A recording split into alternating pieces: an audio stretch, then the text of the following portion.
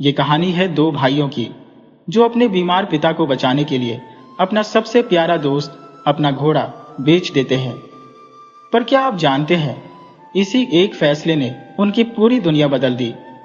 ये एक ऐसी कहानी है जो हमें सिखाती है कि कभी कभी जिंदगी में सबसे मुश्किल फैसला ही हमें सबसे बड़े इनाम तक ले जाता है। और हाँ, अगर आप ऐसी ही दिल छू लेने वाली कहानियां और सुनना चाहते हैं तो हमारे चैनल को अभी सब्सक्राइब कर लीजिए। अगर ये कहानी आपके दिल को छू जाए तो इसे लाइक और शेयर जरूर कीजिएगा और कमेंट करके हमें बताइए कि आपको ये कैसी लगी। आपका एक एक कमेंट मेरे लिए बहुत मायने रखता है। तो चलिए शुरू करते हैं आज की कहानी। शंभू और नंद किशोर दो नौजवान भाई थे। उनके पिता किशोरी लाल शाही महल में काम करते थे, पर कुछ समय से वो बहुत बीमार थे। इस बीमारी की वजह से उनकी नौकरी चली गई और घर की आमदनी बिल्कुल ठप हो गई थी।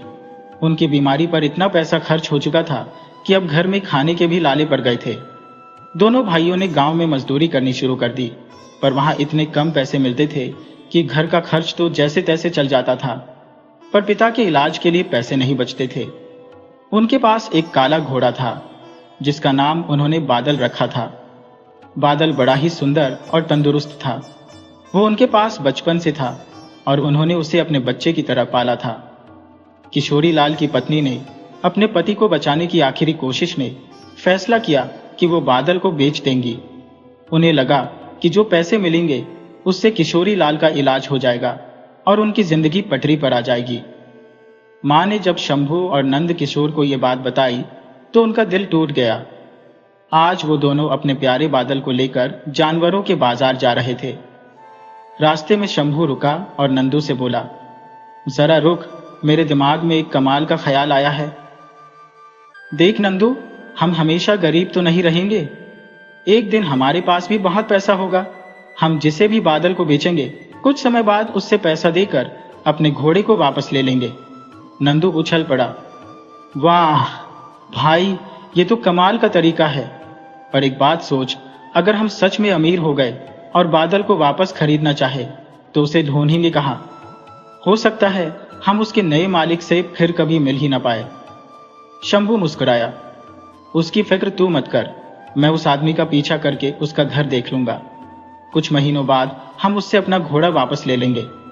इसके बाद नंदू घोड़े को लेकर बाजार की ओर चला गया। शंभू एक जगह छिपकर ये सब देख रहा था। उसने तय कर लिया था कि जो भी उसके बादल को खरीदेगा वो उसका घर पता करके ही दम लेगा। काफी देर बाद एक नौजवान नंदू के पास आया। उसने घोड़े को प्यार से थपथपाया और कुछ बातें करके अपनी जेब से सोने के सिक्कों की थैली निकालकर नंदू को दे दी। नंदू ने खुशी खुशी थैली ली और घर की ओर चल दिया। शंभू ये सब देख रहा था। उसने सोचा, ये क्या, भाई तो पैसे की थैली पाकर इतना खुश हो गया कि उसने मुड़कर बादल को देखा भी नहीं। वो नौजवान घोड़े की लगाम पकड़कर पैदल ही चला जा रहा था, जैसे उसे कहीं पास ही जाना हो। शंभू उसके पीछे पीछे चलने लगा। थोड़ी दूर जाकर वो नौजवान एक सराय में घुस गया। उसने घोड़े को सराय के नौकर के हवाले किया और अंदर चला गया। शंभू वहीं खड़ा सोचता रहा। लगता है ये नौजवान कहीं और का रहने वाला है और अपनी चीजें लेने सराय में आया होगा। ये सोचते ही उसका दिल बैठ गया। उसे समझ नहीं आ रहा था कि अब क्या करे। कुछ देर बाद वो नौजवान हाथ में एक थैला लिए सराय से बाहर आया। नौकर घोड़ा लेकर आया। नौजवान ने नौकर को एक सोने का सिक्का दिया और घोड़े पर सवार होकर तेजी से आगे बढ़ गया। शंभू दौड़कर नौकर के पास गया और पूछा, भाई ये नौजवान कौन है और कहाँ रहता है? नौकर ने शंभू को गौर से देखा। अरे मैं तुझे क्यों बताऊं, वो तो पड़ोसी राज्य के एक व्यापारी का बेटा है। शहर सोना चांदी में रहता है। उसका नाम सूर्य प्रताप है और वो अपने घर जा रहा है।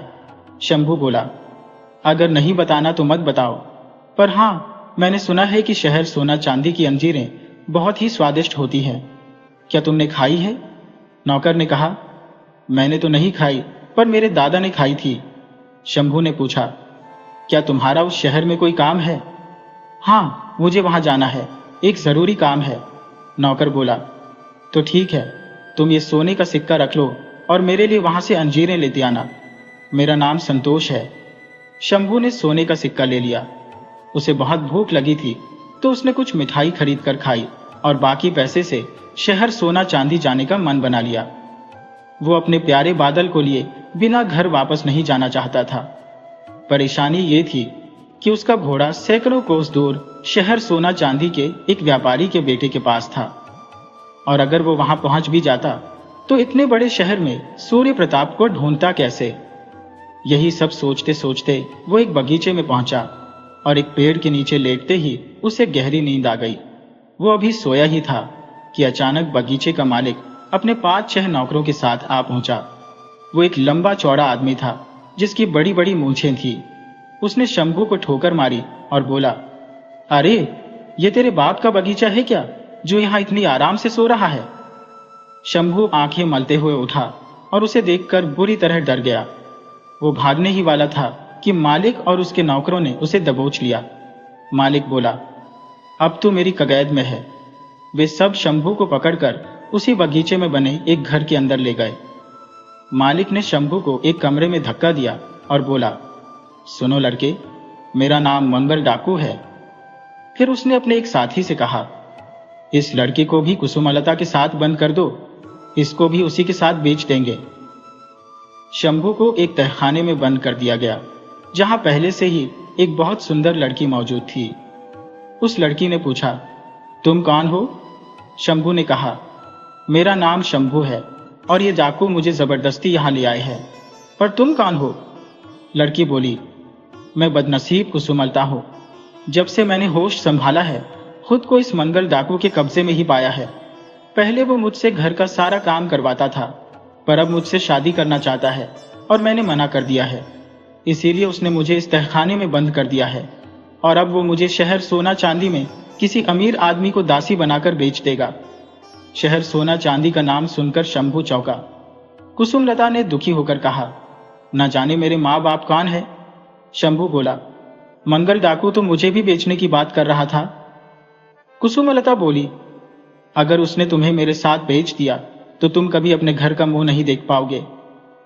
शंभू ने कहा, शहर सोना चांदी जाने की तो मेरी बहुत इच्छा है। कुसुमलता बोली, तुम वहां जाकर क्या करोगे? शंभू मुस्कुराया, क्योंकि वहां मेरा दोस्त, मेरा घोड़ा बादल है। फिर शंभू ने अपनी पूरी कहानी कुसुमलता को बताई। सब सुनकर कुसुमलता ने कहा, तुम्हारी कहानी तो बहुत ही अजीब है। लगता है तुम अपने घोड़े बादल से बहुत प्यार करते हो। अगले दिन सुबह डाकू के एक साथी ने उन्हें खाने के लिए खाना दिया। थोड़ी देर बाद मंगल डाकू तहखाने में आया और कुसुमलता से कहने लगा, कुसुमलता, मैं तुम्हें कितनी बार कह चुका हूं कि तुम मुझसे शादी कर लो। देखो मेरे पास कितनी दौलत है, लोग मेरे नाम से कांपते हैं। कुसुमलता ने कहा, मंगल सिंह, तुमने बचपन में ही मुझे मेरे माँ बाप से अलग कर दिया था। ऐसे इंसान से मैं शादी कैसे कर सकती हूँ? मंगल बोला, तो कभी भी अपने माँ बाप से नहीं मिल पाएगी। मैंने तुझे एक काफिले को लूटते समय एक बूढ़े आदमी से छीना था। वो बूढ़ा आदमी ही तेरा बाप होगा और अब तक तो वो मर भी चुका होगा। ये सुनकर कुसुमलता की आंखों में आंसू आ गए। डाकू मंगल ने आखिरी बार पूछा, क्या तू मुझसे शादी करेगी या नहीं? अगर करेगी तो तेरी जिंदगी राजकुमारियों से कम नहीं होगी, वरना मैं तुझे किसी अमीर आदमी की नौकरानी बनाकर बेच दूंगा। कुसुमलता बोली, मुझे उसकी परवाह नहीं है। यह तो अच्छा ही होगा कि मुझे तुम जैसे जालिम से छुटकारा मिल जाएगा। ये सुनकर मंगल डाकू गुस्से में पैर पटकता हुआ चला गया। थोड़ी देर बाद वो फिर वापस आया और उसके साथ एक और आदमी था। मंगल ने अपने साथी से कहा, नूरा, तू इस लड़की को अपने साथ ले जा और शहर सोना चांदी में बेच दे।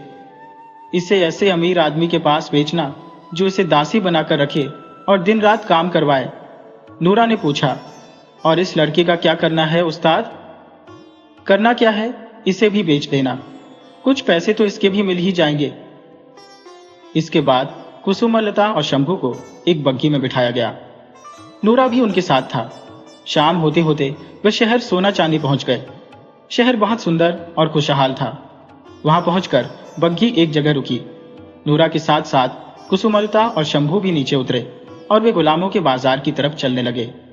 कुसुमलता बहुत सुंदर थी, इसलिए नूरा को पता था कि इस लड़की के लिए कोई भी 50 सोने के सिक्के तो दे ही देगा।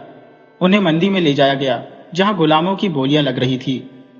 नूरा भी उन्हें लेकर एक जगह खड़ा हो गया। वही एक बूढ़ा आदमी एक और अमीर आदमी से बात कर रहा था।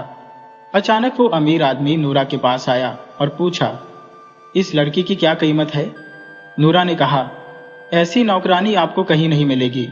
ये लड़की खाना बनाने से लेकर सिलाई करने तक सब काम जानती है। उस बूढ़े आदमी ने सोचा और बोला, 1 लाख सोने के सिक्कों के बारे में तुम्हारा क्या ख्याल है?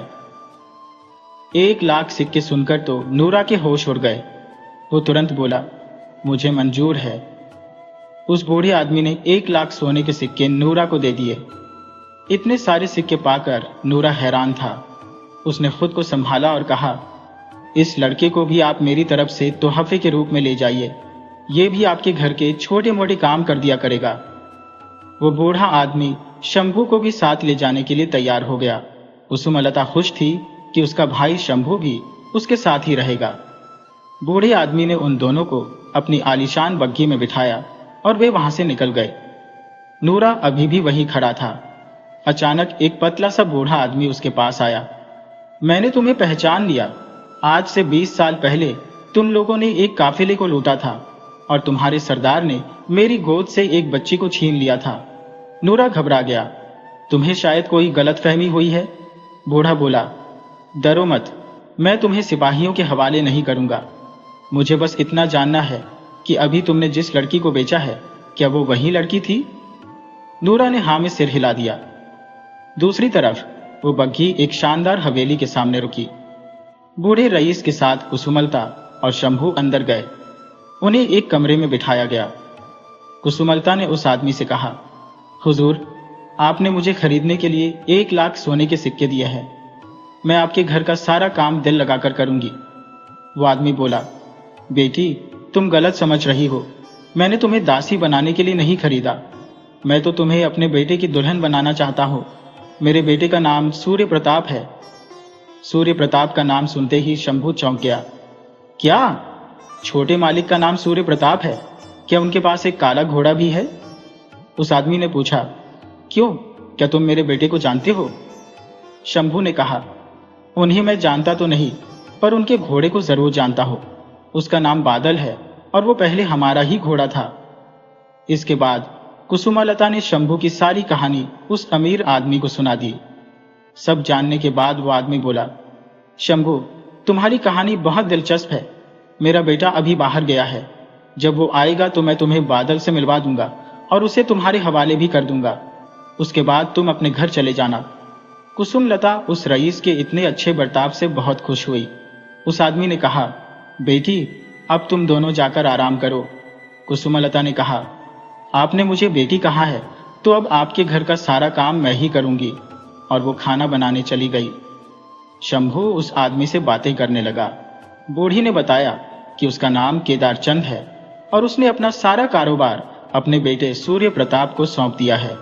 कुछ देर बाद केदारचंद का बेटा सूर्य प्रताप भी वहां आ गया। सूर्य प्रताप कुसुमलता की खूबसूरती देखकर हैरान रह गया। कुसुमलता को भी सूर्य प्रताप बहुत पसंद आया। जब सूर्य प्रताप के पिता ने बताया कि उसकी शादी कुसुमलता से होगी तो उसकी खुशी का ठिकाना न रहा। रात में खाना खाने के बाद सूर्य प्रताप और कुसुमलता बातें करने लगे। कुसुमलता ने सूर्य प्रताप को अपनी सारी कहानी बताई। सूर्य प्रताप दुखी होकर बोला, काश मैं तुम्हारे माँ बाप को ढूंढ पाता। कुसुमलता बोली, मुझे लगता है कि मेरे पिता वही थे जिनकी गोद से मुझे मनबर डाकू ने छीना था। फिर सूर्य प्रताप को शंभू की कहानी भी पता चली। उसने शंभू से कहा, मेरा घोड़ा बीमार होकर मर चुका था, इसीलिए मैंने नया घोड़ा खरीदा था।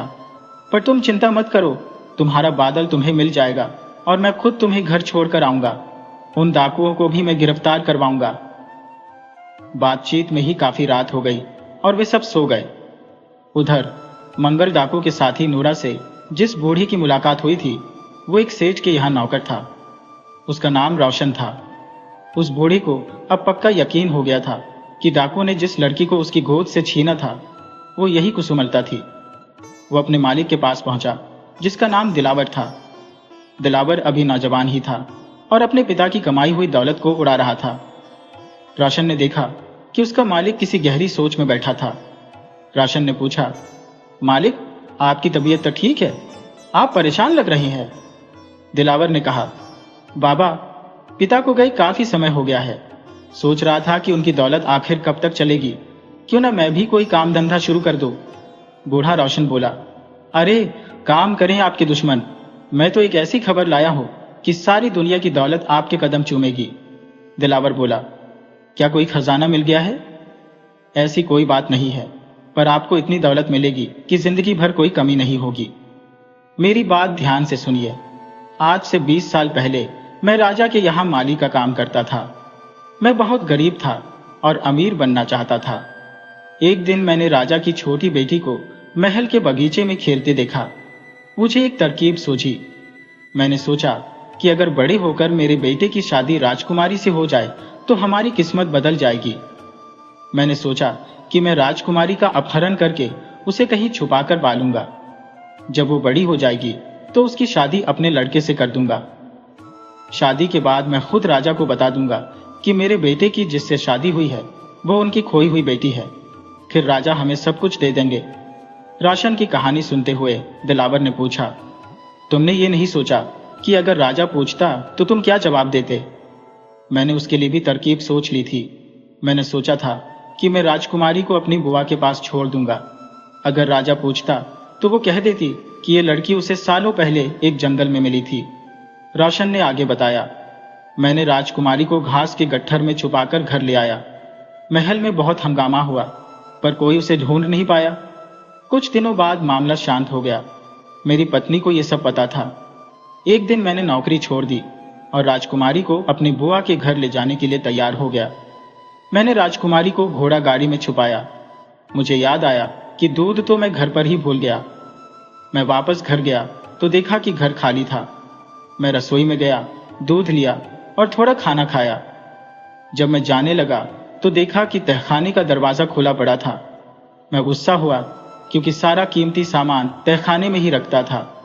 मैंने पत्नी को बुरा भला कहते हुए दरवाजा बंद किया, ताला लगाया और चाबी कमरे में रखकर चला गया। 1 घंटा बाद मैं व्यापारियों के एक काफिले से मिला। हम सब दोपहर का खाना खाने के लिए रुके कि डाकुओं ने हमला कर दिया। मैं राजकुमारी को गोद में लेकर भागा, पर उन्होंने मुझे पकड़ लिया। डाकू सरदार ने मेरी गोद से बच्ची को छीन लिया और बोला, बड़ी होकर हमारा काम करेगी। मेरे सारे सपने टूट गए। दिलावर ने बेचैनी से पूछा, राजकुमारी अभी डाकुओं के पास ही है? बूढ़े रोशन ने कहा, मैं बस यही बताने जा रहा हूं। आज मैंने उन डाकुओं के सरदार के एक साथी को, सेठ केदार चंद को, एक सुंदर दासी बेचते देखा। मैंने उससे पता लगाया कि यह वही लड़की है। अब मैं सोच रहा हूं कि अगर आपकी शादी राजकुमारी से हो जाए तो आपकी जिंदगी बन जाएगी। राजा की कोई दूसरी औलाद नहीं है, वो आपको ही अपना उत्तराधिकारी बना देंगे। दिलावर की आंखें चमक उठी। केदार चंद के घर से उस लड़की को कैसे निकाला जाए? रोशन बोला, मालिक, जब तक मैं हूं आप चिंता मत करो। मैं कल ही राजकुमारी को आपके सामने ला खड़ा करूंगा। अगले दिन बूढ़ा रोशन सेठ केदार चंद के घर पहुंचा और उनसे कहा, कुसुमलता मेरी बेटी है। इसे बरसों पहले डाकुओं ने मुझसे छीन लिया था।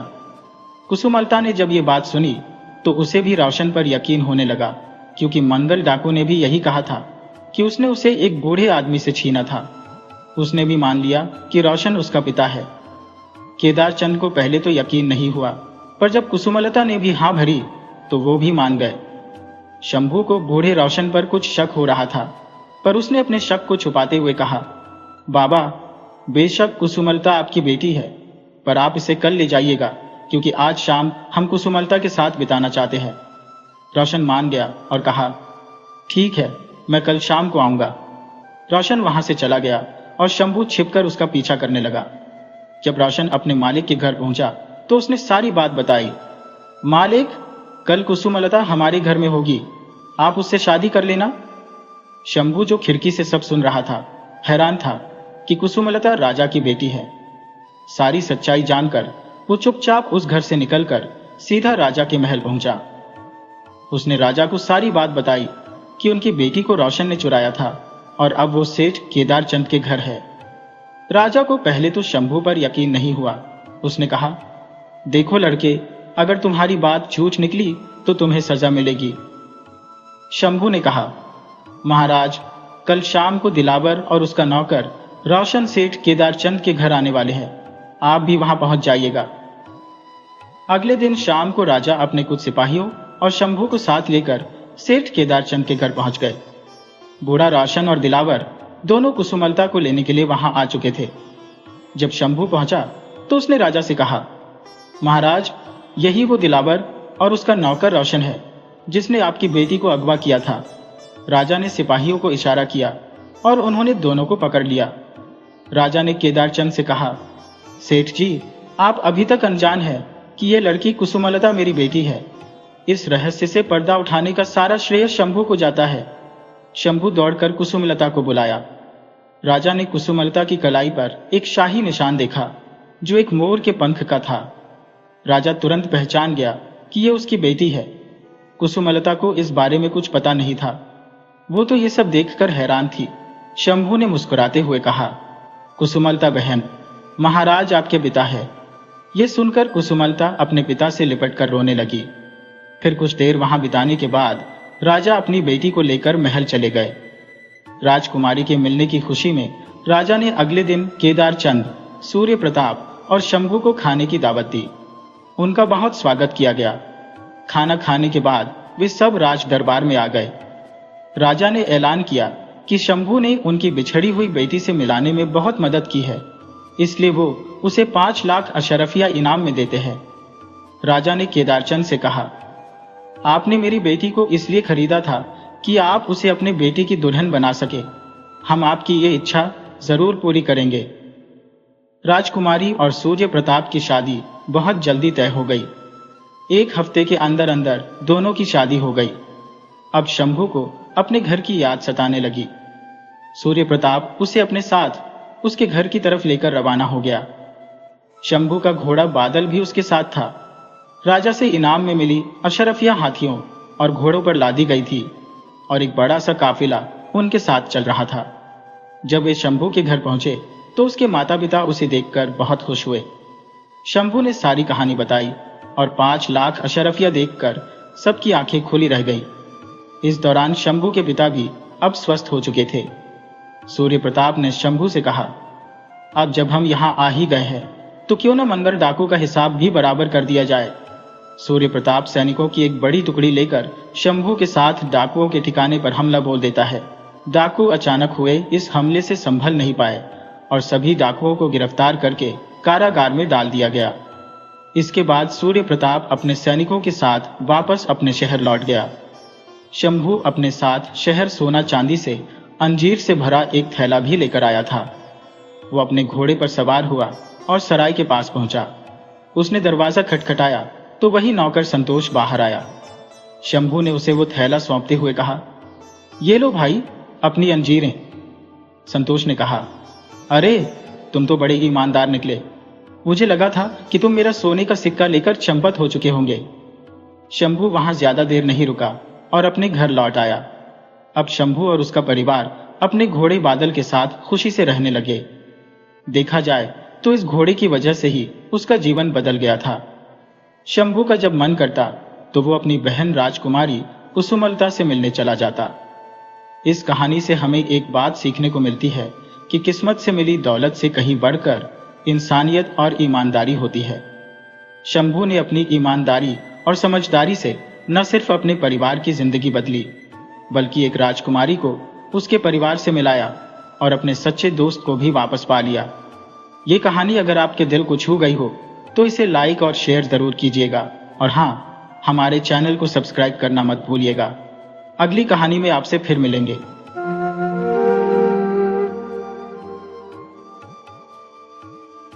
एक जमाने की बात है, एक शहर में एक परिवार रहता था जिसमें एक पति पत्नी और उनके 4 बच्चे थे। सबसे बड़ी बेटी थी प्रिया, जिसका रंग सांवला था, थोड़ा कालापन लिए हुए। उससे छोटे तीनों भाई बहन गोरे चिट्टे और सुंदर थे। वक्त अपनी चाल चलता रहा और प्रिया सहित सभी बच्चे बड़े हो गए। उनकी पढ़ाई लिखाई भी पूरी हो गई थी, लेकिन प्रिया के लिए जो भी रिश्ता आता उसके सांवले रंग के कारण सब उसे ठुकरा देते। उसका कहीं भी रिश्ता पक्का नहीं हो पा रहा था। पर प्रिया बहुत ही नेक दिल इंसान थी। लोग उसके रंग के आगे उसके गुणों को नहीं देखते थे। धीरे धीरे उसकी दोनों छोटी बहनों की शादी हो गई और भाई की भी शादी हो गई। घर में भाभी भी आ गई, लेकिन प्रिया की सगाई नहीं हो पा रही थी। उसका कोई भी रिश्ता कामयाब नहीं हो रहा था। उसकी उम्र भी निकली जा रही थी। माता पिता इसी सोच में डूबे रहते थे कि कैसे हमारी बेटी की शादी हो जाए, यह भी अपना घर बसा ले। दिन ब दिन भाभी भी रोज नए नए ताने देती, जिससे वह बेचारी बहुत दुखी रहती। उसका काला रंग उसके लिए मानो एक शाप बन गया था। आज फिर उसे लड़के वाले देखने के लिए आ रहे थे। तब प्रिया की माँ कहने लगी, बेटी ये नए कपड़े ले, थोड़ा सज संवर ले, तुझे लड़के वाले देखने आ रहे हैं, क्या पता आज तेरा रिश्ता पक्का हो जाए। वह कहने लगी, माँ तुम बार बार मेरी बेइज्जती करवाती हो, सारे रिश्ते वाले मेरे मुंह पर ही ठुकरा कर चले जाते हैं, तुम क्यों मेरी शादी के पीछे पड़ी हो। तब उसकी माँ कहने लगी, बेटी हम चाहते हैं कि तेरा घर बस जाए और हमारी जिम्मेदारी पूरी हो जाए। तेरे सब भाई बहन जिंदगी में आगे बढ़ गए हैं, हमारे बाद तेरा क्या होगा। हमारे सामने तेरी भाभी तुझे इतना भला बुरा कहती है, लेकिन हम चुप रहते हैं, हम कुछ नहीं कह सकते क्योंकि हम मजबूर हैं। अब प्रिया बेमन से तैयार हो गई और चाय की थाली जिसमें नाश्ता वगैरह था लेकर मेहमानों के कमरे में गई। वहां लड़का लड़के के माता पिता बैठे थे। जब उन्होंने प्रिया को देखा तो एकदम से खड़े हो गए और लड़के की माँ कहने लगी, कैसी काली कलोटी लड़की है, मेरा लड़का तो लाखों में एक है, मैं ऐसी किस्मत कैसे करूंगी। तब दोनों पति पत्नी उठने लगे। तब प्रिया का पिता हाथ जोड़कर कहने लगा, ऐसा मत कीजिए, मेरी लड़की बड़ी गुणवान है, उसके गुणों की कद्र कीजिए, रंग से घर नहीं बसता। रंग का क्या है, रंग तो होते हैं, जो पति पत्नी होते हैं उनके गुणों को मिलना चाहिए ताकि अच्छे घर की नींव रखी जाए, ताकि संसार में जो पीढ़ियां आने वाली है वे संस्कारवान बने। उसका पिता उनके बहुत हाथ जोड़ रहा था, लेकिन वे नहीं मान रहे थे। तभी लड़के के पिता और प्रिया के पिता में आपस में बातें होने लगी। लड़के के पिता कहने लगे, अच्छा ठीक है, हम तुम्हारी बेटी की सगाई कर लेंगे, तुम्हारी शादी कर देंगे अपने बेटे से, लेकिन ये बताओ कि आप हमें दहेज में क्या दोगे। तब जो प्रिया का पिता था वह ठीक ठाक था, ज्यादा गरीब नहीं था। वह कहने लगा, आप जो भी कहोगे वह सब मैं दहेज में दूंगा, उसके लिए चाहे मुझे अपना घर बार बेचना पड़ जाए, लेकिन मैं अपनी बेटी की खुशी के लिए सब कुछ करूंगा। अब जो रिश्ता पक्का हो गया, लेकिन जो लड़का नितिन था वह कहने लगा, ये क्या कर रहे हो आप। वह अपने पिता पर गुस्सा होने लगा, दहेज के लिए क्यों मेरी जिंदगी खराब कर रहे हो। तभी लड़के की माँ कहने लगी, चुप बैठ जा, बड़ों के बीच में नहीं बोलते हैं। लड़का चुप हो गया। जब उनकी मांग पूरी होती दिखाई दी तो लड़के की माँ कहने लगी, प्रिया की माँ शादी की तैयारियां शुरू कीजिए, हम तुम्हारी बेटी को अपने घर की बहू बनाकर ले जाएंगे। अब तय समय पर शादी हो गई। प्रिया बहू बनकर अपने घर विदा हो गई और उधर जो आस पड़ोस की औरतें थी प्रिया को देखने के लिए जब प्रिया की मुंह दिखाई होने लगी तो सब प्रिया की सास से कहने लगी, अरे कहाँ तो तेरा बेटा नितिन है जो लाखों में एक है, और कहाँ तूने कैसी काली कलूटी बहू को देख लिया है। अरे यह तो उसके पैरों की धूल भी नहीं है, तू क्या देखकर अपने बेटे की शादी करके लाई है। यह देखकर प्रिया बहुत रोने लगी।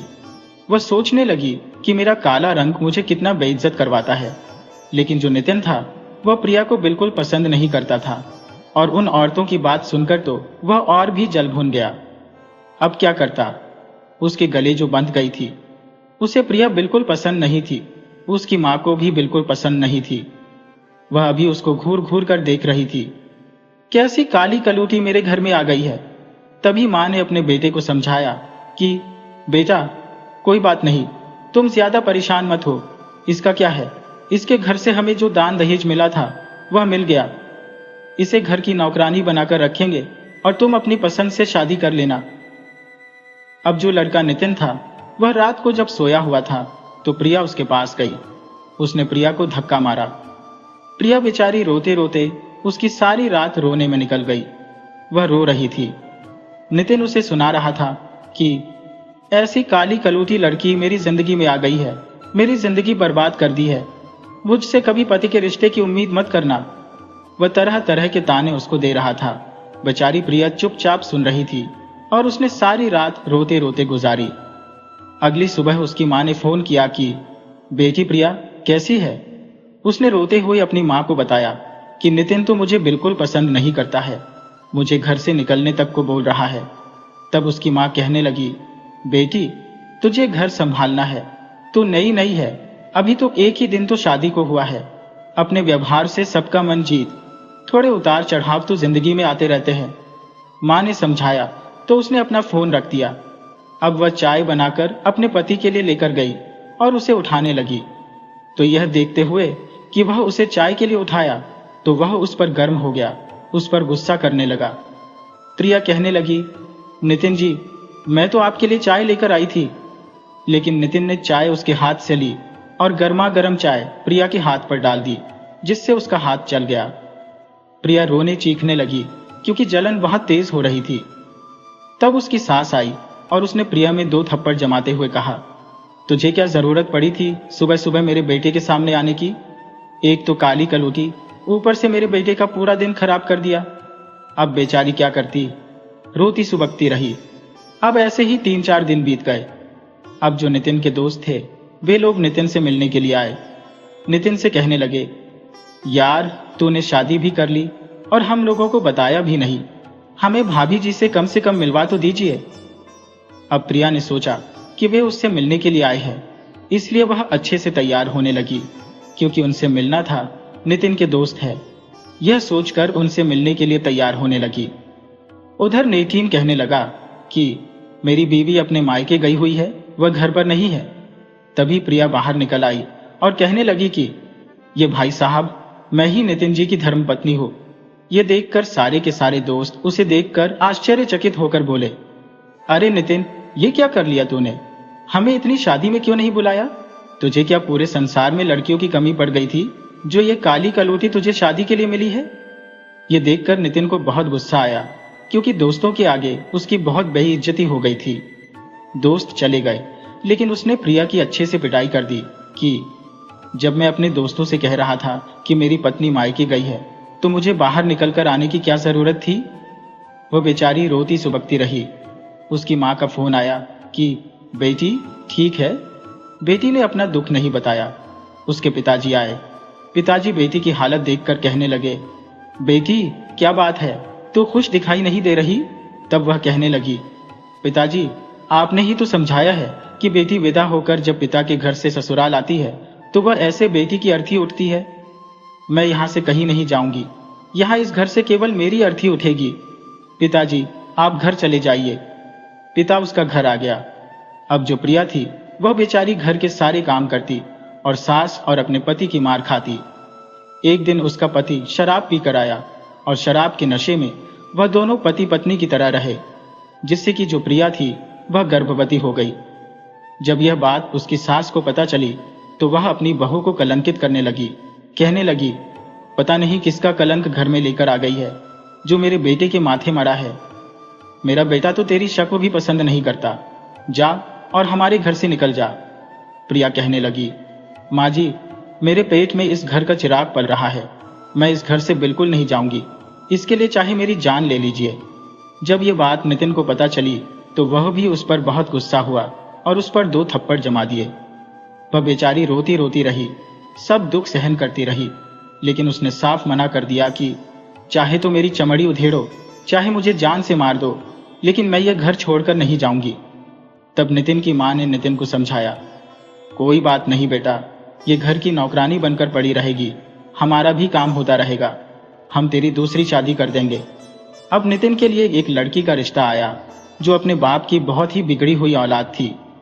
वह लड़की बहुत सुंदर भी थी, उसका नाम मालिनी था। मालिनी का रिश्ता तय हो गया तो नितिन के माता पिता कहने लगे कि हमें मालिनी पसंद है और नितिन को भी मालिनी बहुत पसंद आई, लेकिन हम शादी नहीं करेंगे, हम कोर्ट मैरिज करेंगे, रजिस्टर्ड शादी हो जाएगी। तो लड़की का जो पिता था वह मान गया, क्योंकि उसके पास बहुत धन दौलत थी। जो उन्होंने दहेज मांगा उसने दे दिया और मालिनी से उसकी शादी करा दी। उधर बेचारी प्रिया घर की नौकरानी बन गई। जब मालिनी घर में आई, सास बड़ी खुश थी।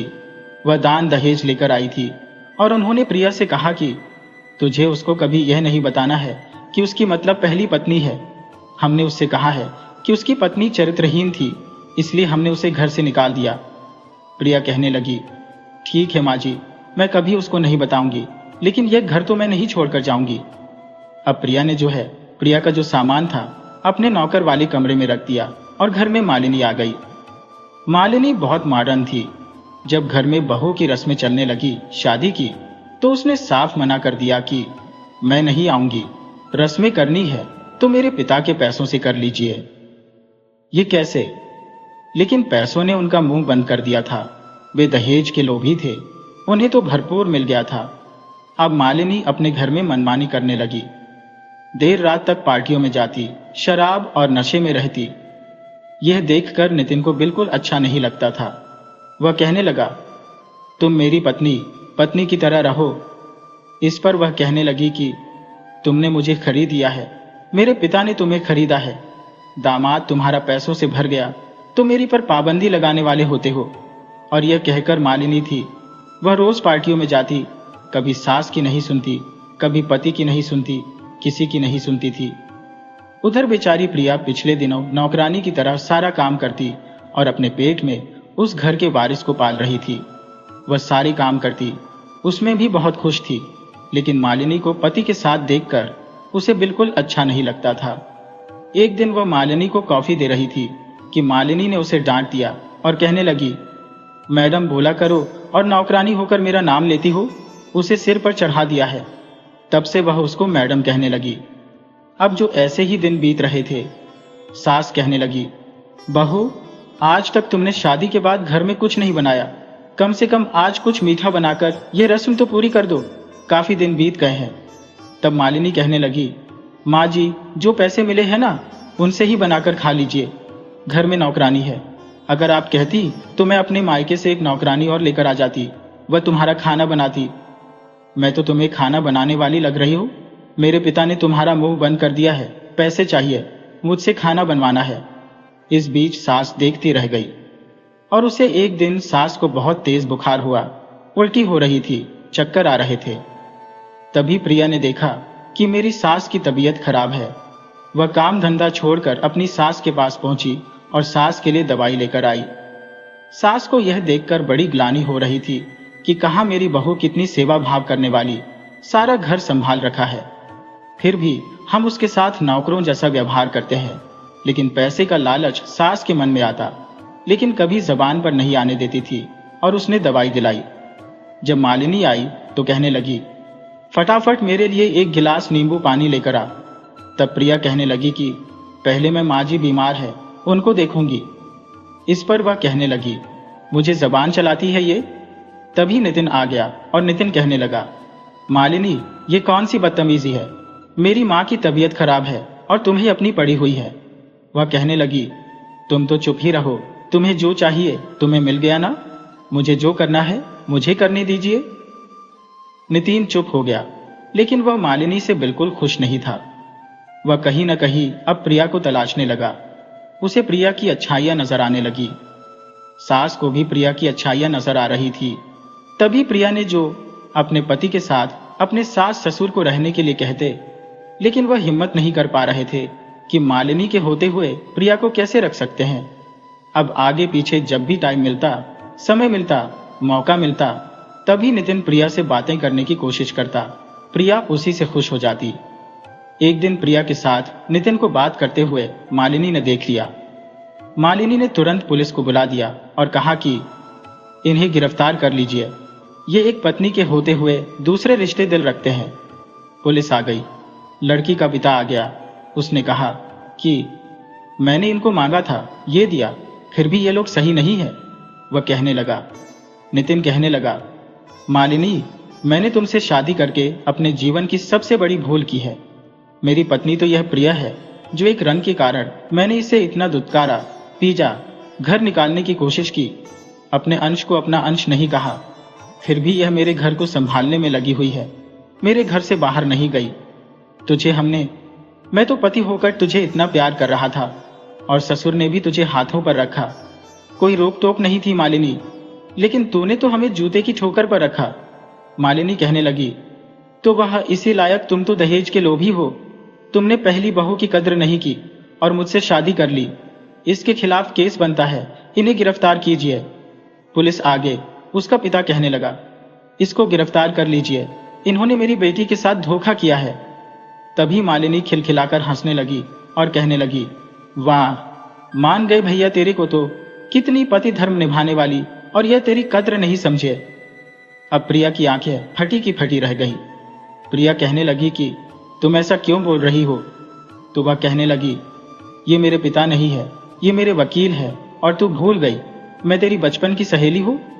वह कहने लगी, जब ये बच्चे तुझे काली कहते थे तब भी मैं बच्चों को डांट देती थी, किसी की हिम्मत नहीं थी तुझे काली कहे।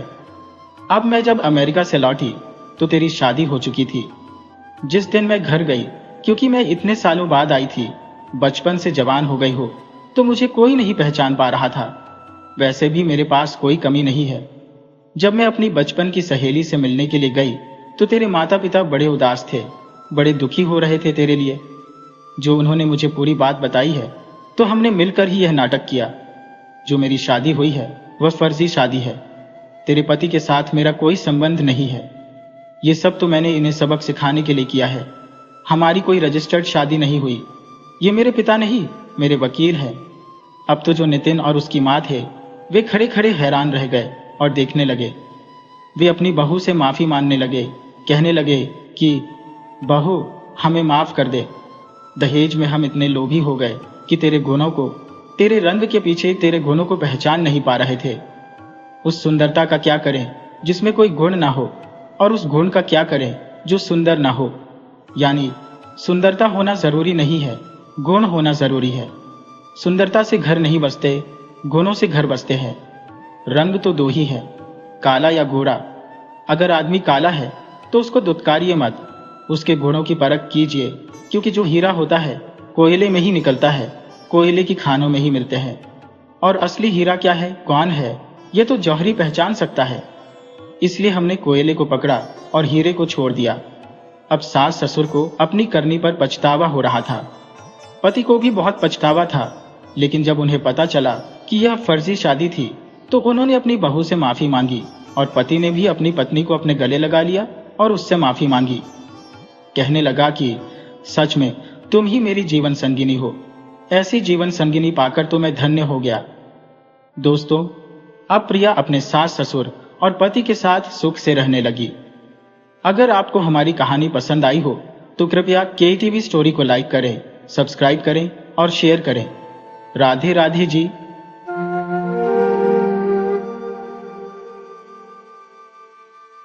एक गांव में एक बुढ़िया रहती थी। उसके एक बेटा और एक बहू थी। बुढ़िया अपनी बेटा बहू से बहुत प्यार करती थी।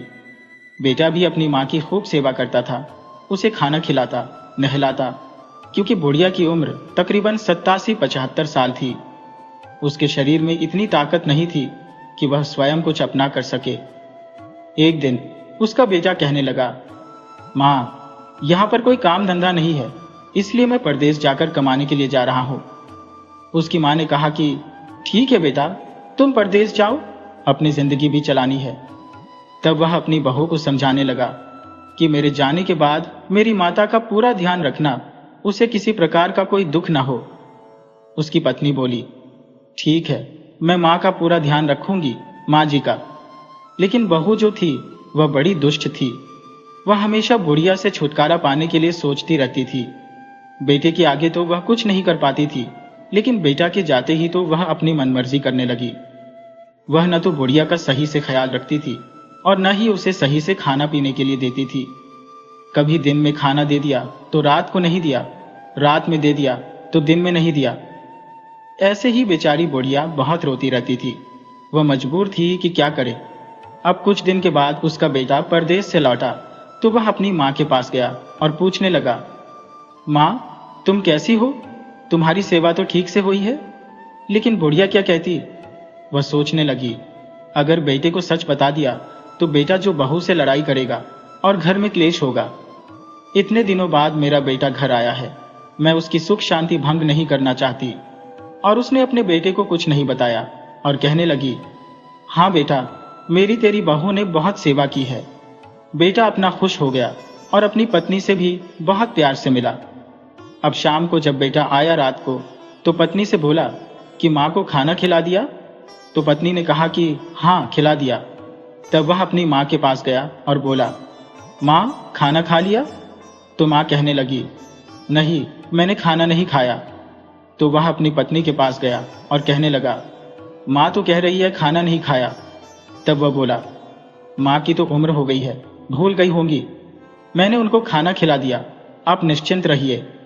और काम सारा समेटकर पति पत्नी सोने के लिए चले गए। भूख के कारण उसे नींद भी नहीं आ रही थी, उसकी आत्मा कल्प रही थी। तब वह देखी कि बहू बेटा सोने चले गए, तो वह रोती रोती कहने लगी, बेटा बहू सो गए, आज मेरी टूट गई निंदिया रानी, आ जाओ मेरे पास, सो जाओ। हे माता रानी, हे प्रभु, ऐसी जिंदगी से तो मुझे उठा ले, अपने पास बुला ले। इस तरीके से वह बोल रही थी। तो उसके पति को, जो उसका बेटा था, अपनी पत्नी के पास था, उसे कुछ आवाज सुनाई दी। तब वह कहने लगा, माँ कुछ बोल रही है।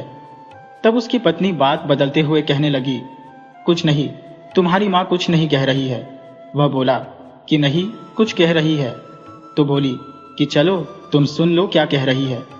जब उसकी माँ बोलती, मेरे पास सो जाओ, अपने पास बुला लो, तब तो पत्नी चुप रहती, और जब बीच के शब्द बोलती, अटकलें करती, कुछ बातें करने लगती, तो बेटे को बस यही सुनता कि माँ आ जाओ, मेरे पास सो जाओ, मुझे अपने पास बुला लो। यही बेटे को सुनाई देता। तब उसकी पत्नी कहने लगी, वह अपनी पत्नी से कहने लगा कि ऐसी क्या बात है जो माँ इस टाइम ऐसे बोल रही है।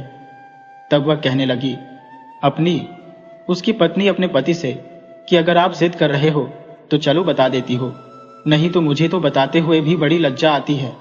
तुम्हारी माँ ही इस उम्र में दूसरा विवाह करना चाहती है।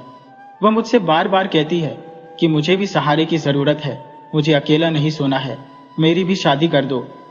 मुझे तो कहते हुए बताते हुए तुम्हें बड़ी लज्जा आ रही है। तब उसका बेटा कहने लगा, यह क्या बकवास कर रही हो, मेरी माँ भला ऐसा क्यों बोलेगी। वह कहने लगी, नहीं, यही सच है। तो उसे अपनी पत्नी की बातों पर विश्वास हो गया, और उसने जो है, क्योंकि बेटा तो मूर्ख किस्म का था, उसने अपनी माँ से कुछ नहीं पूछा और अपने पत्नी से बोला कि सुबह ही मैं माँ का रिश्ता तय करके आता हूँ। वह कहने लगी कि हाँ, इनका रिश्ता कर दो, इनकी शादी कर दो और इन्हें इस घर से विदा करो। अब बेटा एक गांव में जाकर माँ का रिश्ता तय कराया। उसने अपनी माँ से कुछ नहीं बोला और आकर कहने लगा, माँ, मैं जो है काम तुम्हारा कराया हूँ, अब तुम्हें अकेले रहने की जरूरत नहीं है। उसकी माँ ने सोचा, शायद मेरा बेटा मेरे पास रहेगा, इसलिए बोल रहा है। तो वह कहने लगी कि ठीक है बेटा, मुझे और क्या चाहिए, मुझे तो बुढ़ापे में सहारा चाहिए। अब गांव में शोर होने लगा कि बुढ़िया की शादी हो रही है, बुढ़िया की शादी हो रही है। सब लोग, पड़ोसी, सब उसके मुंह पर थूकने लगे, कहने लगे कि नालायक, इस उम्र में अपनी माँ की शादी कर रहा है। तो वह कहने लगा कि इसमें मेरी क्या गलती है, मेरी माँ खुद चाह रही है कि उसका विवाह हो। जो गांव की बड़ी बड़ी औरतें थी, वह सब उस बुढ़िया के पास गईं कि चलो हम इसकी माँ से ही पूछते हैं। अब बुढ़िया बेचारी को तो कुछ पता ही नहीं था कि क्या हो रहा है। तब वह उस बुढ़िया से पूछती हैं कि जो तुम्हारा बेटा कर रहा है वह सही है क्या। किसी की दादी, किसी की चाची, किसी की ताई, जो भी लगती थी, सब उससे पूछने लगे बुढ़िया से कि ताई, दादी, चाची, जो भी है, कि तुम्हारा बेटा जो तुम्हारे लिए कर रहा है वह सही है। अब बुढ़िया सोचने लगी, मेरा बेटा कोई अच्छा ही काम कर रहा है, अगर मैं मना करूंगी तो मेरे बेटे की तो बड़ी बुराई हो जाएगी, बदनामी हो जाएगी। वह कहने लगी, हाँ, मेरा बेटा सही कर रहा है। अब गांव के लोग सब हाथ मलने लगे, बताओ, इस उम्र में बुढ़िया शादी कर रही है।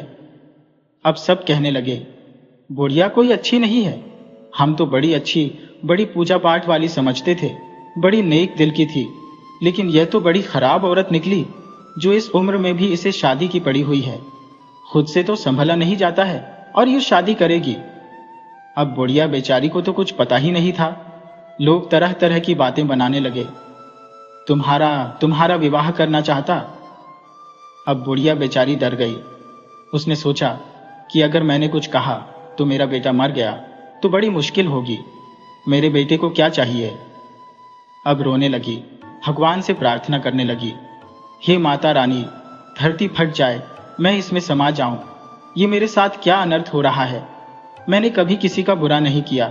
मैंने कभी अपनी जिंदगी में कभी किसी का यह नहीं चाहा कि इसका साथ कोई गलत हो, लेकिन आज मेरे साथ ही यह क्यों गलत हो रहा है। मुझे ऐसे कौन से कर्म की सजा मिल रही है। लेकिन बेचारी बुढ़िया क्या करती, चुपचाप बैठ गई। उसका बेटा आया और शादी हो गई और बुढ़िया की विदाई होने लगी तो बहू बुढ़िया से कहती है, अगर अपना भला और हमारा भला चाहती हो तो इस घर में कभी मत आना और यहां से चली जाओ। अब तुम्हारी शादी हो गई है। बेचारी बुढ़िया रोती हुई डोली में बैठ गई। जो कहार थे वह डोली उठाकर चल दिए। चलते चलते शाम हो गई, अंधेरा छा गया। पड़ोस में ही एक गांव था, उस गांव में रुक गए। एक परिवार ने उन्हें जगह दे दी कि रात रात आप यहां रुक जाइए, सुबह चले जाना। पहले लोग तो ऐसे ही रुकते थे आसपास में, सबके साथ यही होता है। कोई ऐसा साधन नहीं था सवारी का। घर में रुक गए। रात भर बुढ़िया रोने लगी और अपने बेटे को याद कर कर के सोचने लगी कि मेरे कौन से कर्म की सजा मुझे मिली है, जो एक बेटी माँ को अपने बेटे से अलग होना पड़ गया। मैंने तो जीवन जिंदगी के इस पड़ाव में कभी सोचा नहीं था कि मैं अपने बेटे से अलग हो जाऊंगी। अब वह तरह तरह से माता रानी से प्रार्थना करने लगी। तभी सूप और झाड़ू आपस में बातें कर रहे थे। बर्तन भी उनके साथ बोल रहा था। कह रहे थे कि जो यह घर की मालकिन है, इसके पास लक्ष्मी कहां से ठहरे। ये कभी हमारी कदर नहीं करती है। देखो, बर्तन कहने लगे, देखो मैं चारों तरफ बिखरा पड़ा हूं। झाड़ू कहने लगी कि ठंड में हमें बाहर फेंक देती है, हम बाहर पड़े रहते हैं। सूप भी कहने लगा कि ठंड का टाइम हम बाहर पड़े रहते, कोई ऐसा नहीं है जो हमें उठाकर अंदर रख दे। अगर हमें कोई उठाकर अंदर रख देगा तो हम उसे सुंदर कर देंगे। ये सुनकर बुढ़िया तुरंत झाड़ू, सूप और बर्तन को सलीके से उठाकर अंदर रख देती है। यह देखकर बुढ़िया हैरान रह गई कि यह क्या चमत्कार हो गया। बर्तन भी कहने लगे कि मैं भी इसके साथ जाऊंगा। अब जो घर की लक्ष्मी थी वह बुढ़िया के साथ चल दी। अगले दिन सुबह हुई तो कहार विदा करने के लिए बोले, तो बुढ़िया जब डोली में बैठी तो कहार देखकर हैरान रह गए कि वह जिसे लेकर आई थे वह तो 87 साल की बुढ़िया थी और यह तो 16 साल की लड़की है। बुढ़िया माँ से कुछ नहीं बोले और चुपचाप डोली उठाकर चल दिए। 16 साल की लड़की का यह कमाल हो गया। वह तो बुढ़िया बताकर गया था। सब लोग बोले कि चलो, यह जैसे इन्होंने किया है ठीक है, हमें क्या, हमारे घर में तो बहू आ गई। और उसका घर में रहने लगी। अब उधर 7-8 दिन हो गए तो पड़ोसी जो उसके बेटे के साथ मजाक कर रहे थे, मजे ले रहे थे, कह रहे थे, अरे तेरी माँ को गए हुए 7-8 दिन हो गए, तू लेने नहीं गया। बेटा ने सोचा कि सच में लेने जाना होगा। तब वह अपनी पत्नी से कहने लगा कि मैं अपनी माँ को लेने जा रहा हूँ। उसकी पत्नी कहने लगी कि पागल हुए हो जो माँ को लेने जा रहे हो। बेटा कहने लगा कि नहीं, लेने तो जाना पड़ेगा। जब बेटा उस गांव में पहुंचा तो उसकी माँ जो 16 साल की बन गई थी, उसने देखा उसका बेटा आया है तो वह भागकर जल्दी से चढ़ उस पर चादर बिछाई और बेटे को बड़े आदर के साथ बैठाया। दौड़कर पानी लाई, अच्छा अच्छा खाना बनाया, उसे खाना खिलाया और उसे सब हाल चाल पूछा। तब वह बेटा कहने लगा कि मेरी माँ इस घर में है, मैं उसे लेने आया हूँ। तब वह कहने लगी, बेटा मैं ही तेरी माँ हूँ। तब वह लड़का हैरान रह गया और कहने लगा, क्यों मेरे साथ मजाक करती हो? मेरी माँ तो 87 साल की बूढ़ी औरत है, तुम तो 16 साल की कन्या हो। तो कहने लगे कि नहीं, मैं ही तेरी माँ। जब तूने मुझे विदा किया था तो उस समय हम घर में रुके थे और उस घर में झाड़ू, सूप, बर्तन आपस में बातें कर रहे थे कि जो भी हमें उठाकर रखेगा हम उसे सुंदर कर देंगे। मैंने वह सब चीजें सलीके से उठाकर रख दी। उन्होंने ही, उनके वरदान से ही मैं जो है 16 साल की बन गई। पूरी बात बताती है तो वह कहता है कि माँ, तूने यह सब क्यों किया? क्यों तूने समाज में मुझे बोलने के लायक नहीं रखा? क्यों तूने दूसरी शादी की? अब उसकी माँ रोने लगी और कहने लगी, तू था मथुरा, तूने मेरे से एक बार भी पूछा कि माँ बात क्या है? बेटा कहने लगा, नहीं, जब तुम कह रही थी तो मेरी पत्नी ने मुझे सारी बातें बता दी थी। तब वह कहने लगी, बेटा जब तू परदेश चला गया था तो तेरी पत्नी मेरे साथ बहुत अत्याचार करती थी, लेकिन जब तू आया तो मैंने तुझे इसलिए नहीं बताया कि कहीं तू अपनी बीवी से लड़ाई करेगा और सोचेगा मेरी माँ तो घर में क्लेश रखती है। इतने दिनों के बाद मैं आया हूँ, इसलिए यह सोचकर मैंने तुझे कुछ नहीं बताया। तेरे जाने के बाद तेरी पत्नी मुझे खाना कभी दे दिया, कभी नहीं दिया। कभी रात को खाना खिला दिया तो कभी दिन में खिला दिया। जिस दिन दिन में खिला दिया उस दिन रात को नहीं देती थी। जिस दिन रात को खिला दिया उस दिन दिन में खाना नहीं देती थी। अब मैं बूढ़ी औरत, लाचार औरत, भला मैं क्या करती? तो मैं रात को जब तू आया मेरे से पूछने लगा कि तूने खाना खा लिया माँ, उस दिन भी मैंने खाना नहीं खाया था। तेरी बीवी ने मुझे खाना नहीं दिया था। जब तेरी बीवी ने कहा कि खाना खिला दिया तो तूने मुझसे पूछा नहीं कि माँ तो मना क्यों कर रही है? तुम दोनों तो पति पत्नी सोने चले गए, लेकिन मुझे भूख के मारे नींद नहीं आ रही थी। तब मैं अपने ईश्वर से, अपने भगवान से प्रार्थना कर रही थी कि बहू बेटा तो सो गए, आज मेरी टूट गई निंदिया रानी, आ जाओ मेरे पास सो जाओ।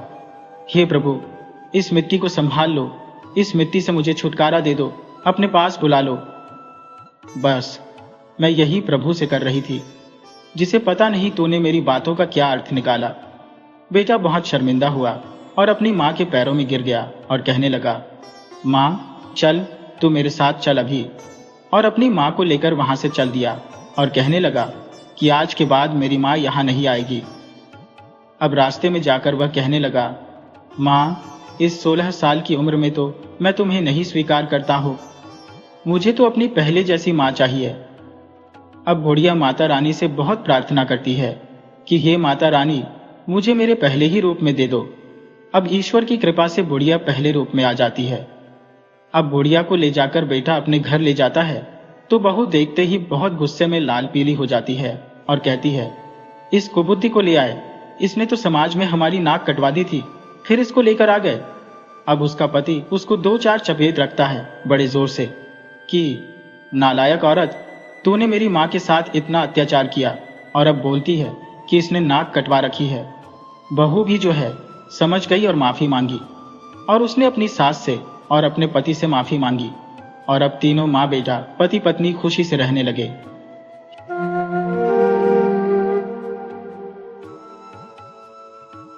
एक नगर में एक बहुत बड़ा साहूकार रहता था। साहूकार के 7 बेटे थे, जिनमें से 6 बेटों का विवाह हो चुका था। साहूकार और उनकी पत्नियां बहुत धनवान थी, इसलिए साहूकार के घर में किसी चीज की कोई कमी नहीं थी। नौकर चाकर सब काम करने के लिए थे और बहुएं अपना आराम करती थी। सिर्फ एक खाना बनाने के लिए भी वे छाहों आपस में लड़ती झगड़ती थी। अब साहूकार का 7वां बेटा भी शादी के योग्य हो गया था।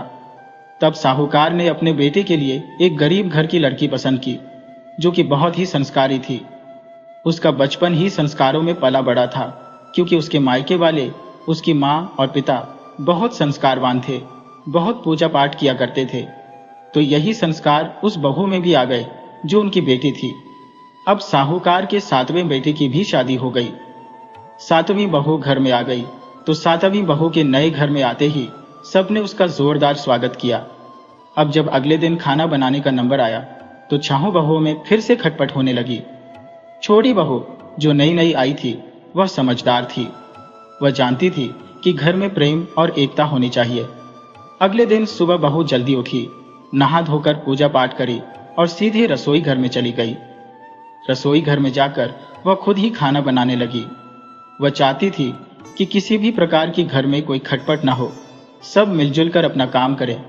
देवरानी जेठानियों में किसी प्रकार का कोई भी मतभेद न हो, और अपना काम स्वयं करना भी चाहिए, क्योंकि इससे हमारा शारीरिक स्वास्थ्य भी बढ़िया रहता है और किसी प्रकार की बीमारी नहीं होती और शरीर में चुस्ती फुर्ती बनी रहती है। जब वह रसोई में जाकर खाना बनाने के लिए बैठी तो उसकी सास आई। उसने उसे टोका, कहने लगी, अरे बहू, तुम नई नई आई हो, तुम क्यों खाना बना रही हो? इस पर बहू ने कहा कि माँ जी, खाना बनाने में क्या बुराई है? सास कहने लगी कि जब बेटे 6 हुए हैं, नौकर चाकर है, तो तुम्हें खाना बनाने की क्या जरूरत है? इस पर छोटी बहू प्रसन्न होते हुए मुस्कुरा कर बोली, माँ जी, जब कोई हमारे घर रिश्तेदार मेहमान आ जाता है तो हम उसके लिए खाना बनाते हैं कि नहीं, या उसे भूखा रखते हैं? तब उसकी सास ने कहा कि बेटी, हमारे शास्त्रों में लिखा हुआ है कि जो भी मेहमान घर पर आए, अतिथि जो भी आपका रिश्तेदार है, उसे भोजन जरूर कराना चाहिए, नहीं तो अतिथि जो है भगवान का रूप होता है। अगर हम उसे भोजन नहीं खिलाते हैं तो हमें पाप लगता है। भोजन खाकर मन प्रसन्न हो जाता है और अतिथि को भोजन करने से बहुत बड़ा पुण्य मिलता है। बहू बोली, माँ जी, अतिथि को भोजन करने से पुण्य होता है, तो क्या घर वालों को भोजन करने से पाप होता है? अतिथि भगवान का स्वरूप है, तो घर के सभी लोग भी तो भगवान का स्वरूप है। भगवान का निवास तो जीव मात्र में है, भगवान तो कण कण में है। और माँ जी, अन्न और बर्तन तो आपके ही है। मैं तो थोड़ी मेहनत करके अपने प्रेम भाव से सबके लिए खाना बनाने आई हूँ, क्योंकि खाना जब मैं रसोई में बनाकर तैयार कर दूंगी तो मुझे भी खाना बनाकर खिलाने से पुण्य प्राप्त होगा कि नहीं? उसकी सास बोली कि बहू, तू तो बिल्कुल ठीक कह रही है। बोली कि ठीक है बेटा, तू रसोई बना ले। उस दिन छोटी बहू ने बहुत स्वादिष्ट खाना बनाया और सबने बहुत प्रसन्न होकर खाना खाया। अब जो है, सास सोचने लगी, बहू तो ठीक ही कह रही है कि अगर वह खाना खिलाएगी तो सारा पुण्य तो बहू ले लेगी। इसलिए सुबह नहा धोकर सासू माँ सबसे पहले अपना दैनिक कार्य करके अपना रसोई घर में बैठ गई खाना बनाने के लिए। सासू माँ खाना बनाने के लिए बैठी तो उनकी छहों बहुएं आई और कहने लगी, माँ जी, आप क्यों रसोई बना रही हो? इतना परिश्रम क्यों कर रही हो? आपकी तो उम्र हो चुकी है, अब आप आराम कीजिए। सास बोली कि बेटा, रसोई बनाने से बहुत पुण्य मिलता है और मेरी तो अब उम्र हो चुकी है, इसलिए मैं बहुत जल्दी मर जाऊंगी। तो मैं अभी पुण्य नहीं करूंगी तो फिर कब करूंगी? अब बहुओं ने जब सास की बात सुनी तो बहुओं ने सोचा कि इस बारे में तो हमने कुछ सोचा ही नहीं है। माँ जी पुण्य कमा लेंगी, छोटी बहू पुण्य कमा लेगी, तो हम तो ऐसे ही रह जाएंगे। तो बहू ने एक युक्ति निकाली कि सब मिलजुल कर भी रहे और घर में बहुएं झगड़ा नहीं करें। उसके लिए उसने देखा कि अब तो 8वें दिन मुझे रसोई बनानी है। तो अगले दिन जो बहू थी सब काम में लग गई। तो जो संस्कारी छोटी बहू थी अपना घर में एक चक्की रखी हुई थी और लग गई उस पर गेहूं पीसने। जब 8वां दिन आया और बहू ने गेहूं पीस कर रोटी बनाई तो रोटी बहुत स्वादिष्ट बनी। उसकी सास कहने लगी, बहू, तो क्यों चक्की चला रही है? घर में नौकर चाकर है, अपना कर लेंगे। बहू बोली कि माँ जी, आटा पीसने से भी पुण्य मिलता है। अब जब उसकी जेठानियों और सास ने देखा तो सबने अपने अपने पतियों से एक एक चक्की मंगाई और लगी आटा पीसने। आटा पीसते पीसते 2-2.5 सेर तो रोज पीस ही लेती थी।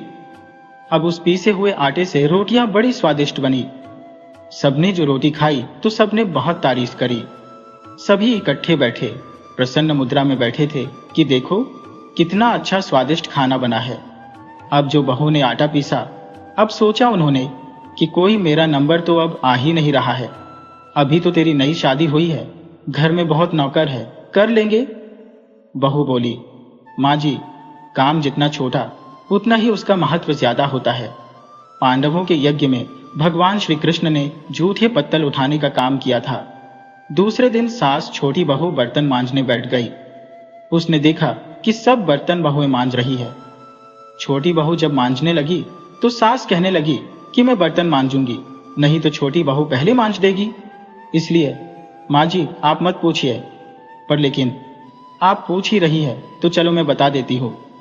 बोलती है, बहू बोलती है तो मेरे हाथ में से काम चला जाता है। अगर मैं आपको बता दूंगी मैंने जो खाना बनाया रसोई में, तो मुझे खाना बनाने के लिए नहीं मिलता। मैंने जो आटा पीसना शुरू किया तो मुझे आटा पीसने के लिए नहीं मिल रहा है। और आप बर्तन साफ करने लगे तो वह भी मुझे नहीं मिल रहे हैं। अभी यह काम मैं नहीं बताऊंगी कि झाड़ू क्यों लगा रही हो। लेकिन उसकी बहू पूछने लगी, माँ जी, झाड़ू लगाने से क्या होता है? नौकर पर नहीं लगवा रही है तो कुछ तो पुण्य है। सास कहने लगी कि जब भगवान राम जंगल में गए थे तो सबसे पहले वह शबरी की कुटिया में गए थे, क्योंकि जो शबरी थी वह चुपके से रोज जो है सरोवर के रास्ते को साफ करती थी कि कहीं आते जाते जो ऋषि मुनि थे, आश्रम में रहते थे, जंगलों में वनों में रहते थे, उनके पैरों में कंकर न चुभ जाए। सास ने देखा कि छोटी बहू सारा पुण्य लूट लेगी, लेकिन अब हम तो अकेले रह जाएंगे, क्योंकि यह सब पुण्य अकेले में लेगी। अब सास ने और बहुओं ने मिलकर अगले दिन से झाड़ू लगाना शुरू कर दिया। बाद में बहू बोली, जिस घर में आपस में प्रेम होता है वहीं लक्ष्मी बढ़ती है, और जहां क्लेश होता है वहां गरीबी आती है। सेठ का तो धन जो दिनों दिन बढ़ने लगा। उसने जो घर की सब स्त्रियों के लिए जो सेठ था उसने सबके लिए गहने बनवाए, लेकिन उनको भी बहुत मान सम्मान मिल रहा था, नहीं तो उनको सब झड़कते थे। अब छोटी बहू के ससुराल में जो गहने मिले, सेठ ने सारी बहुओं के लिए बनाए। छोटी बहू को भी मिले तो छोटी बहू अपने सारे गहने लेकर बड़ी जेठानी के पास गई और बोली, दीदी, आपके बच्चे बड़े हैं, उनका आप विवाह करोगी तो वह गहनों की आपको जरूरत पड़ेगी। अभी तो मेरे कोई बच्चा नहीं है, आप इन गहनों को अपने पास रख लीजिए। गहने को देखकर जेठानी ने कुछ पैसे अपने कहा कि भाई, मैं पैसे दूं इनके दो। कहने लगी, नहीं, आप मेरी जेठानी हो, बड़ी दीदी हो। अगर आपके बच्चे शादी लायक हैं तो पहले आप कर लीजिए, आपको ज्यादा जरूरत है। मेरे तो अभी बच्चे भी नहीं हुए, जब मुझे जरूरत होगी तो आप मेरी मदद कर देना। पहले तो जो उसे कुछ दान पुण्य करता था साहूकार, तो जो साहूकार ने बहुत टोकती थी कि सारा धन ऐसे लुटाने पर लगे रहते हो, कभी कुछ कभी कुछ। तो अब जो साहूकार ने कहने लगी सेठ से कि नौकरों को भी कुछ दान पुण्य कर दिया करो, यही उम्र है, अगर आगे कुछ हो गया तो यह पुण्य हमारे हाथ से चला जाएगा। अब जो सेठ अपने दान पुण्य करने लगे तो सेठानी भी कहती कि यह भी दान कर दो, यह भी कर दो, अकेले संघर्ष करके क्या फायदा। त्योहार मनाने लगी। पहले तो ननदों को, जो अपने को भूलती नहीं थी शैतानी, अब तो बहू की देखा देखी अपनी ननदों को बुलाने लगी, भांजे देवताओं को बुलाने लगी, सबका लेन देन करने लगी। अब तो सेठ बहुत प्रसन्न हुआ कि उनकी बहनों का भी मान सम्मान घर में होने लगा है। तो पहले तो जो है नौकरों से भी लड़ पड़ती थी, लेकिन अब तो खुद अपने हाथों से ही उन्हें वस्तुएं देने लगी कि ले जाओ, ये तुम्हारे काम आएंगी। और आस पड़ोस के लोग भी जो उनसे सीखने लगे, तो आस पड़ोस के लोग भी बहू की, छोटी बहू की बहुत तारीफ करते कि किसने अपने घर को तो स्वर्ग ही बना दिया है। वे लोग भी पूजा पाठ और वह सब करने लगे। उनके घर की मिसाल दी जाने लगी कि देखो, 7 बहुएं अभी घर में रहेंगे तो लड़ाई झगड़े होते थे, लेकिन जब से छोटी बहू आई है, साक्षात लक्ष्मी आई है। अब उसकी चारों तरफ वाहवाही होने लगी। अब उसके घर में तो बहुत सुधार हुआ। अब जो है उनका घर खुशहाल हो गया। छोटी बहू ने बड़े सूझबूझ से काम लिया, तो आपस में भाईचारा जो उनका बना रहा और सब मिलजुल कर रहने लगे।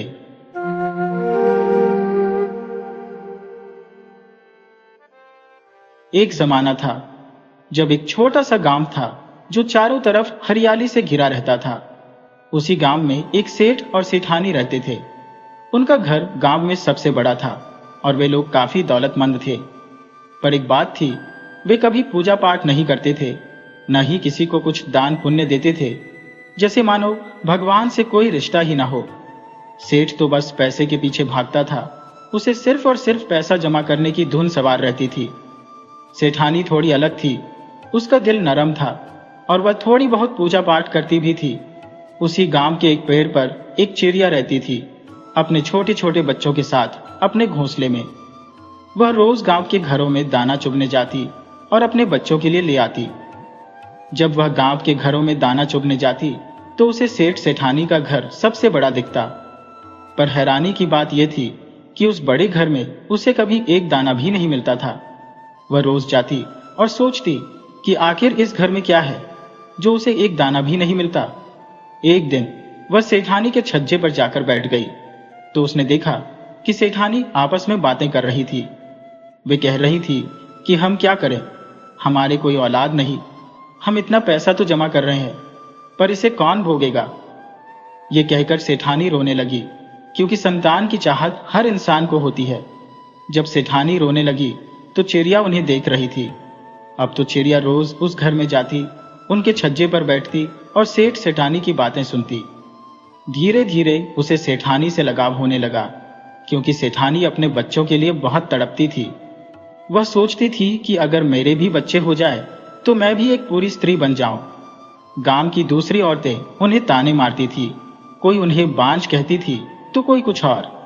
पर सेठ सेठानी में एक ही कमी थी, वे दान पुण्य या पूजा पाठ नहीं करते थे।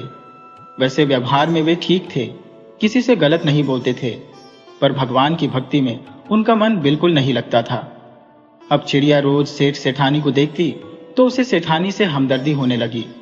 चिड़िया सोचने लगी कि मेरे भी छोटे छोटे बच्चे हैं, एक औरत का दुख, एक माँ का दुख तो एक माँ ही समझ सकती है। बच्चों के बिना तो जीवन अधूरा है। ये समाज बिना बच्चों वाली माँ को तो जीने भी नहीं देता है। अब यह चिड़िया सेठानी से बोल तो सकती नहीं थी। उसने सोचा कि कुछ ऐसा करना चाहिए जिससे सेठानी को औलाद हो जाए, उसे संतान मिल जाए। तभी फागुन का महीना शुरू हुआ था। फागुन का महीना लगते ही कृष्ण पक्ष की चतुर्दशी को शिव महाराज की महाशिवरात्रि का बड़ा त्योहार आने वाला था। तब चिड़िया ने तय किया कि वह इस सेठानी के लिए संतान प्राप्ति की कोशिश जरूर करेगी। उस चिड़िया ने अपने बच्चों को भरपेट खाना खिलाया और उनसे बोली कि बच्चों, अब तुम इतने बड़े हो गए हो कि अपना ख्याल रख सकते हो। मैं कुछ दिनों के लिए कहीं जा रही हूँ, इसलिए अपना ध्यान ठीक से रखना। अब चिड़िया ने वहां से उड़ना शुरू किया। छोटी सी चिड़िया उड़ते उड़ते कई दिनों की यात्रा के बाद कैलाश पर्वत पर पहुंच गई। भूखी प्यासी चिड़िया कैलाश पर्वत पर महादेव और माता पार्वती बैठे हुए थे। उनके चरणों में गिरकर बेहोश हो गई। माता पार्वती ने चिड़िया को उठाया और उससे बोली कि चिड़िया, तुम्हें क्या परेशानी है? तुम यहां कैसे आ गई? चिड़िया ने कहा कि मैं एक छोटे से गांव में रहती हूँ। वहां के घरों में मुझे दाना पानी मिल जाता है, जिससे मेरा और बच्चों का गुजारा होता है। पर एक सेठ का परिवार है जिसमें उन्हें संतान नहीं है। मैं रोज सेठ सेठानी की बातें सुनती हूँ। सेठानी संतान के लिए बड़ी तड़पती है, वह बड़ी दुखी है। पर उनमें एक कमी भी है कि वे लोग लालची प्रवृत्ति के हैं, कुछ लेन देन दान पुण्य नहीं करते हैं। पर सेठानी का मन नरम है। मैं चाहती हूँ कि उन्हें संतान मिले, इसलिए मैं उनकी तरफ से यह यात्रा करती हुई कैलाश पर्वत पहुंची। अब माता पार्वती चिड़िया के इस हौसले को देखकर हैरान रह गई कि एक छोटी सी चिड़िया ने इंसानियत के नाते देखो कितना बड़ा कदम उठाया है। तब माता पार्वती श्री महाराज से कहने लगी, महाराज, उन सेठानी के भाग्य में औलाद है या नहीं है? तब महादेव जी बोले, पार्वती, उस सेठ के भाग्य में औलाद का सुख नहीं है। एक तो उसको संतान का योग नहीं है, दूसरा वह भगवान की भक्ति से दूर रहते हैं और न ही कोई दान पुण्य करते हैं, न ही संतों की सेवा करते हैं, न ही कोई व्रत त्योहार करते हैं, इसीलिए उनके संतान नहीं है। माता पार्वती कहने लगी कि यह छोटी सी चिड़िया इतनी दूर उनके लिए आई है तो इसे खाली हाथ नहीं जाने दूंगी। लेकिन महादेव कहने लगे, पार्वती, यह संसार सागर है, इसमें कोई किसी चीज से दुखी है। कोई संतान की तरफ से दुखी है तो कोई संतान के लिए दुखी है, कोई धन के लिए दुखी है तो कोई शरीर के लिए दुखी है। इस संसार सागर में कोई ना कोई परेशानी किसी न किसी को लगी रहती है। तुम किस किस का दुख दूर करोगी? जब चिड़िया ने यह बातें सुनी तो वह माता पार्वती के चरणों में अपना सिर पटकने लगी, क्योंकि स्त्रियां जानती थी अगर पिता से कोई चीज लेनी है तो माता को खुश कर लो। माता पिता से कहकर वह चीज दिला देती है। क्योंकि वह मां थी, वह भी जानती थी, इसलिए उसने माता पार्वती के चरणों में अपना सिर पटकना शुरू कर दिया। माता पार्वती ने चिड़िया को उठाया और बोली, चिड़िया, तू क्या चाहती है? चिड़िया कहने लगी, मैं अपने मन में तय करके आई हूं कि मैं उनकी भाग्य की रेखाओं को बदल दूंगी। मैं इसलिए आपसे यह वरदान चाहती हूं कि उनको संतान सुख मिले। तब महादेव भगवत और माता पार्वती कहने लगे, चिड़िया, भगवान की भक्ति में इतनी शक्ति है कि वह भाग्य की रेखाओं को बदल सकती है। तुम्हारी भगवान की भक्ति देखकर हम बहुत खुश हुए हैं, इसलिए हम वरदान देते हैं कि सेठानी को 9वें महीने सुंदर पुत्र की प्राप्ति होगी। उसके नसीब में पुत्र नहीं है, लेकिन तुम्हारी भगवान की भक्ति के कारण उसको यह वरदान मिल रहा है। लेकिन पुत्र प्राप्त होने के बाद उसे भगवान की भक्ति का ज्ञान कराना होगा। उसे पूजा पाठ, न्याय, लेन देन ये सब कर्म करने होंगे, नहीं तो उसके पुत्र के जीवन में नई अड़चनें आने लगेंगी। चिड़िया बहुत खुश थी।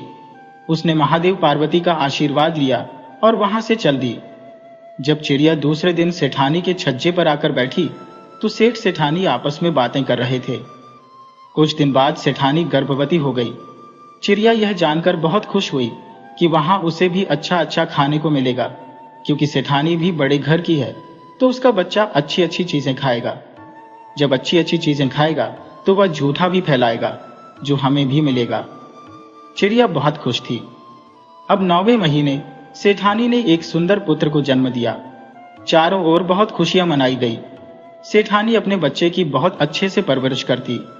नौकर चाकर हर वक्त उसकी देखरेख में लगे रहते। चिड़िया यह देखकर बहुत खुश होती। लेकिन धीरे धीरे दिन बीत रहे थे और बच्चा थोड़ा बड़ा हो रहा था। सेठ सेठानी उसे अच्छे अच्छे फल, अच्छी अच्छी मिठाइयाँ खिलाते। जो बच जाता बच्चे से इधर उधर गिर जाता, उसे अपने मुंह में भरकर अपने लिए और अपने बच्चों के लिए ले जाती। लेकिन धीरे धीरे समय बीत रहा था और जो चिड़िया थी उसको लगने लगा कि सेठ सेठानी और बच्चे को तो बहुत खुश है, लेकिन वे तो कोई पूजा पाठ करते हैं, न ही कोई धर्म कर्म करते हैं। इसके लिए तो इन्हें कुछ न कुछ उपाय करना पड़ेगा। महाशिवरात्रि भी निकल गई, 2 निकल गई। ऐसे करते करते महाशिवरात्रि निकल गई। उनका बेटा 5 साल का हो गया, लेकिन उन्होंने महाशिवरात्रि का व्रत पूजन किया और न ही उन्होंने कोई भगवान की भक्ति में मन लगाया। चिड़िया बहुत परेशान रहने लगी, क्योंकि वह भी चिड़िया उस बच्चे को बहुत प्यार करने लगी थी। रोज उसके लिए, क्योंकि उसने बहुत लंबी उड़ान भरी थी। इसलिए चिड़िया ने एक उपाय सोचा कि इनको भगवान की भक्ति का ज्ञान कराना जरूरी है। अब चिड़िया ने फिर से कैलाश पर्वत के लिए उड़ान भरी। कई दिनों की यात्रा करने के बाद चिड़िया कैलाश पर्वत पर पहुंच गई। चिड़िया को देखकर माता पार्वती ने कहा कि चिड़िया, अब क्या परेशानी है? अब तो सेठ सेठानी को संतान सुख मिल गया है। अब चिड़िया हाथ जोड़कर महादेव और माता पार्वती से प्रार्थना करने लगी और कहने लगी, हे माता, मेरी एक समस्या है। मैंने आपसे कहा था कि जब सेठानी को पुत्र प्राप्त हो जाएगा तो उन्हें इस चीज का ज्ञान कराऊंगी कि पूजा पाठ करें, भगवान की भक्ति करें। लेकिन मैं इसमें सफल नहीं हो पाई हो, क्योंकि मैं बोल नहीं सकती और वे मेरी भाषा समझ नहीं सकते हैं। हे माता, इसके लिए आपको मेरी सहायता करनी होगी। तब माता पार्वती महादेव से कहने लगी, चिड़िया की बात तो ठीक है, लेकिन उन्हें इस चीज का ज्ञान कौन कराएगा? तब चिड़िया कहने लगी, माता, आप और प्रभु दोनों प्रत्यक्ष रूप से उन्हें जाकर इस चीज का ज्ञान कराओ कि वे अपने जीवन में कितनी बड़ी गलती कर रहे हैं। तब चिड़िया की बात मानकर माता पार्वती और भगवान शिव शंकर ने एक साधु और सन्यासिनी का रूप बनाया। साधु और सन्यासिनी का वेश बनाकर दोनों सेठ सेठानी के घर पहुंचे और वहां जाकर उन्होंने भोजन करने की इच्छा जताई।